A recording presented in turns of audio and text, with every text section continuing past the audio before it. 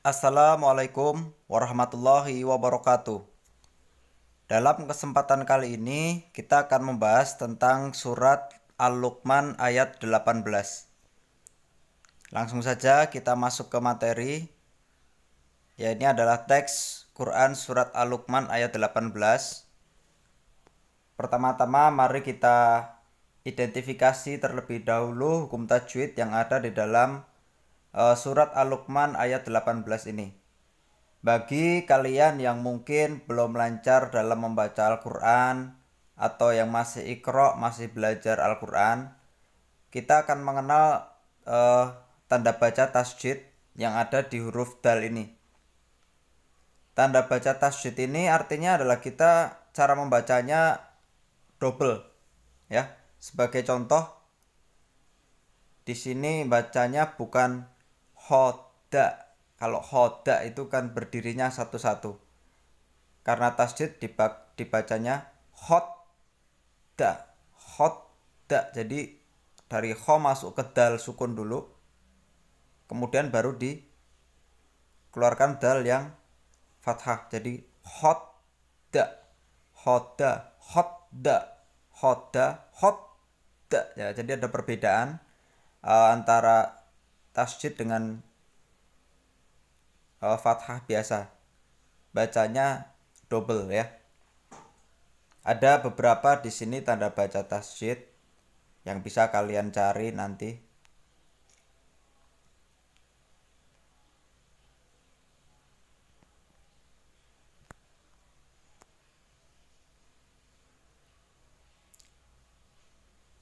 Nah, selanjutnya di sini ada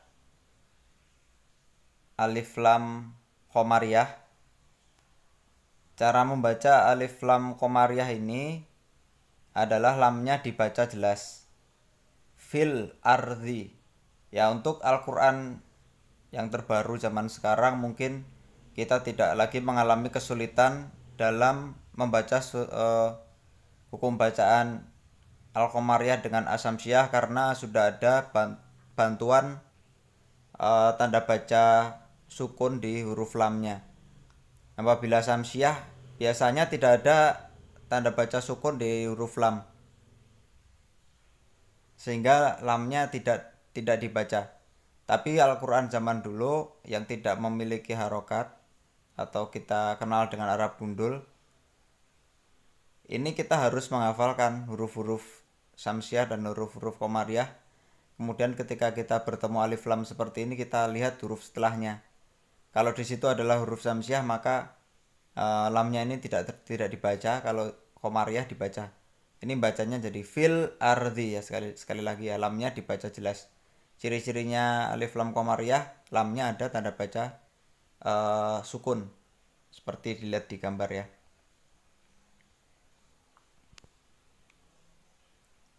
Nah, berikutnya di sini ada lam yang memiliki tanda baca kasroh tanwin bertemu dengan huruf fa, di mana huruf fa ini adalah salah satu dari huruf-huruf ikhfa. Maka cara membacanya adalah dengan dengung ikhfa. Untuk hukum bacaan nun mati dan tanwin ini ada 4, ada izhar, ikhfa, idgham, iklab, di mana huruf ikhfa ini yang hurufnya paling banyak di antara keempatnya. Ada cara untuk menghafalkannya, yaitu kita hafalkan huruf-huruf yang selain ikhfa, maka selain itu maka pasti ikhfa. Izhar, idgham, dan juga iklab, yaitu hukum tajwid yang ada di surat Al-Luqman ayat 18. Mari kita baca bersama-sama. A'udzu billahi minasyaitonir rajim. Wala tusa'ir khaddaka linnasi wala tamshi fil ardi marahan. Innallaha la yuhibbu kulla muhtalin fakhur. Jadi bacanya bukan, kalau idhar jelas dibacanya muhtalin fakhur. Karena ikhfa jadi bacanya muhtalin fakhur. Ling fakhur ya. Ada dengungnya harus terdengar. Jadi tidak lin tapi ling dengung. Yaitu tadi hukum bacaan dan cara membaca surat Al-Luqman ayat 18. Berikutnya mari kita pelajari artinya dan juga maknanya. Arti dari surat Al-Luqman ayat 18 ini, dan janganlah kamu memalingkan mukamu dari manusia karena sombong, dan janganlah kamu berjalan di muka bumi dengan angkuh.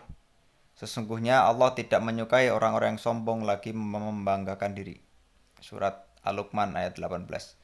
Di sini dikisahkan Luqman mengajari kepada anaknya agar anaknya menjauhi sikap angkuh.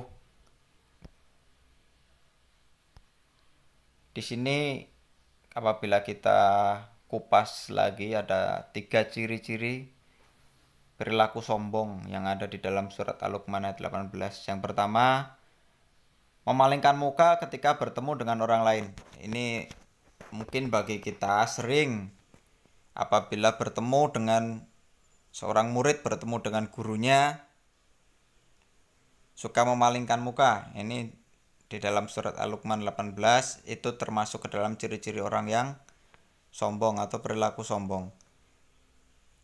Lalu bagaimana caranya apabila kita bertemu dengan orang lain, yaitu apabila orang itu adalah guru kita, maka kita yang mendekati beliau kemudian salim. Itu cara yang baik. Apabila kita bertemu dengan teman kita, itu bisa dengan cara memberi salam ataupun sebatas senyum ya. Yang penting kita tidak memalingkan muka karena menganggap diri kita lebih baik daripada teman kita. Karena itu akan termasuk ke dalam sifat sombong. Yang kedua, ciri-ciri orang sombong di dalam surat Al-Luqman 18 yaitu adalah berjalan dengan angkuh. Apabila berjalan, dia merasa paling wah sendiri. Keangkuhan ini bisa menjadi ciri-ciri bahwa dirinya termasuk ke dalam orang-orang yang sombong. Yang ketiga, suka membanggakan dirinya sendiri, menganggap dirinya paling daripada orang lain, paling pintar, paling cantik, paling kaya dan sebagainya ya. Itu termasuk ke dalam sifat-sifat sombong.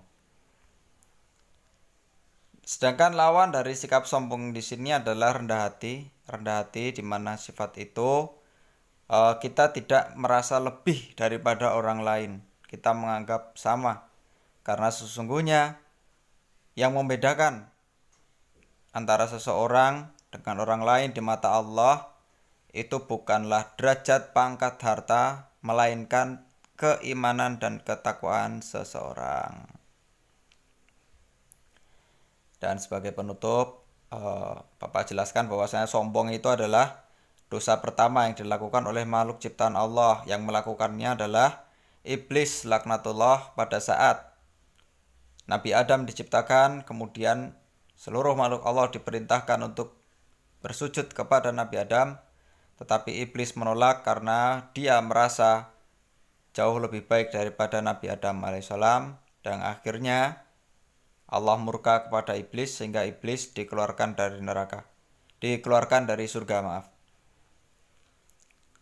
Pelajaran yang bisa kita petik dari surat Al-Luqman ayat 18 ini, semoga kita bisa dijauhkan dari sikap sombong. Ya, sekian pembelajaran pada kesempatan kali ini. Semoga bisa bermanfaat. Kurang dan lebihnya mohon maaf. Billahi taufiq wal hidayah. Wassalamualaikum warahmatullahi wabarakatuh.